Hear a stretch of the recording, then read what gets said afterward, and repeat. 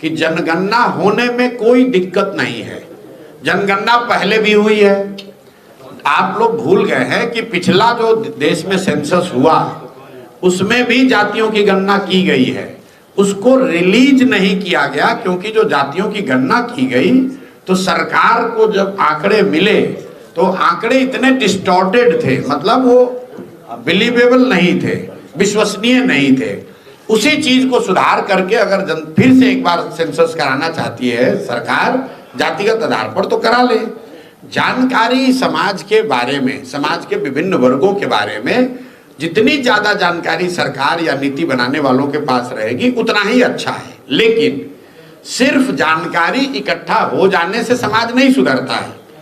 दलितों की गिनती, मुसलमानों की गिनती तो आजादी के बाद से हो रही है। तो आप मुझे बताइए कि अगर गिनती हो जाने मात्र से ही अगर स्थिति सुधरती तो आज कम से कम मुसलमान और दलित भाइयों की स्थिति सुधर गई होती। भाई बिहार में जातीय जनगणना हुई, उसमें क्या निकला? भाई जनगणना हो गई, रिपोर्ट में क्या आया? एक रिपोर्ट का ये फाइंडिंग है कि आज भी 35 बरस सामाजिक न्याय का ढोंग करने वाले लोगों के राज चलाने के बाद भी 5% से कम दलित और अति पिछड़े समाज के, मुस्लिम समाज के लोग 12वीं पास करते हैं।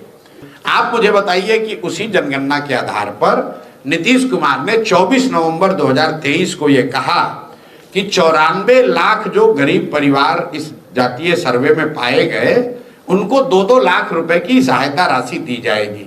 आप सभी वरीय पत्रकार हैं, आपने आज तक किसी नेता से पूछा कि भाई ये 2 लाख रुपया कब दीजिएगा? भाई जातीय जनगणना हो बहुत अच्छी बात है, लेकिन उसका फायदा तब होगा जब जातीय जनगणना में जो रिपोर्ट आए उस पर काम हो।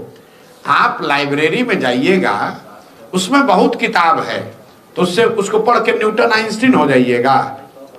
जब तक उस किताब को पढ़िएगा नहीं, जब तक उसको समझिएगा नहीं, तब तक किताब को देखने से क्या हो जाएगा? लाइब्रेरी में हम जाएंगे तो हम विद्वान हो जाएंगे। लाइब्रेरी में जाकर हमें पढ़ना पड़ेगा, उसकी समझ बनानी पड़ेगी।